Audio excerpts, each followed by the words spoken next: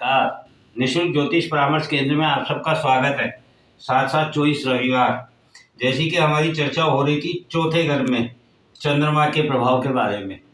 चंद्रमा मैं बार बार कह रहा हूँ महसूस करने की शक्ति है।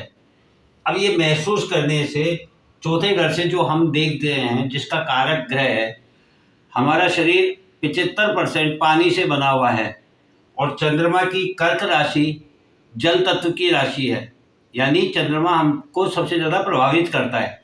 इसी प्रकार से ये चर राशि है, इसका स्वभाव चर है, निरंतर गतिशील है और हमको भी निरंतर गतिशील रहना होता है अपने जीवन में। जो हमारी शरीर की गति है यही हमें जीवन बताती है। जब आदमी रुक जाता है, स्थिर हो जाता है तो वो मृत्यु समान होता है। इसी तरीके से चौथा घर हमारे सुख का है, जैसे कि कल हमने बात की थी। तो सुख केवल महसूस करने की चीज़ है। कल भी हमने यही बताया था कि सुख ममता महसूस करने की चीज़ है, प्यार अनुभव ये सब महसूस करने की चीज़ है। दुनिया में जो भी कुछ है वो सब महसूस करने से हमें उपलब्ध हो रहा है, प्राप्त हो रहा है। अब हम महसूस क्या कर रहे हैं ये हमारे को समझना है। हम यदि ये समझेंगे कि हमें सुख है, हमें कोई कष्ट नहीं है, हमें कोई तकलीफ नहीं है, हमें कोई परेशानी नहीं है, हमारा कोई शत्रु नहीं है, हमारा कोई बुरा कर नहीं सकता है, तो हमें कष्ट होगा भी नहीं।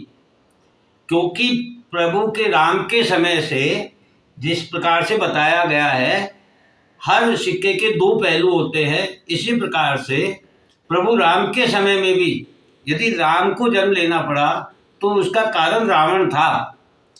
ये इस जीवन में भी रहेगा।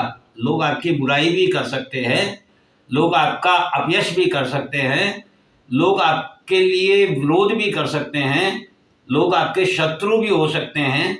लेकिन क्या आप खुद स्वयं किसी के शत्रु बनकर के उसे कोई नुकसान पहुंचा सकते हैं? नहीं, आप स्वयं को नुकसान पहुंचाते हैं। जब भी आप किसी के बारे में बुरा सोचते हैं तो सबसे पहले वो आपको अपने आप को एहसास होता है और वो एहसास ही आपको जलाता है, आपको तकलीफ देता है। ये जो हमारा ये चौथा घर है ये हमारे शरीर में दिल को दिखाता है। दिल जो निरंतर गति कर रहा है, जो धड़क रहा है, तो जो दिल है इसी दिल में हमारे जो एहसास है वो जगता है। जब हमें कोई अच्छा लगता है तो हम क्या कहते हैं कि दिल में कुछ एहसास हो रहा है। तो अच्छा हो या बुरा, एहसास कहाँ होता है? दिल में होता है। और चौथा स्थान दिल का है। ये हमारे शरीर का यदि हिस्सा देखें हम तो ये दिल का है। तो दिल जो धड़क रहा है वो हमेशा एक अच्छे के लिए धड़क रहा है। तो आप यदि स्वयं को मजबूत कर लेंगे, चंद्रमा को मजबूत कर लेंगे, आप पर बाहर के किसी आवरण का प्रभाव नहीं आएगा तो आपको तकलीफ नहीं हो सकती है। आपको तकलीफ आपसे नहीं है, आपके बाहरी वातावरण से है। कोई आपसे आगे कैसे जा रहा है, कोई आपसे ज़्यादा कैसे कमा रहा है, किसी के पास आपसे बड़ा मकान कैसे है, किसी के पास आपसे ज़्यादा पैसा कैसे है, कोई आपसे ज़्यादा शादी में खर्च कैसे कर रहा है। ये जो तकलीफ है ये एक्चुअल में वास्तव में आपकी है ही नहीं। आपने तो जबरदस्ती बाहर से ले ली है, तो ये आप ही को तकलीफ दे रही है। ये समस्या ही नहीं है। समस्या नहीं है तो इसके समाधान की जरूरत नहीं है। समस्या कब नहीं है? जब हम ये सोच लें कि हम जो हैं वो परिपूर्ण हैं। क्योंकि इस जीवन में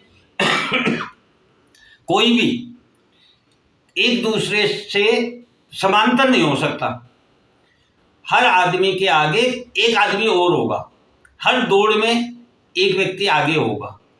हर चीज में किसी भी रूप में ले लें हम कहाँ कंपटीशन कर रहे हैं? हमें कंपटीशन करना चाहिए अपने आप से।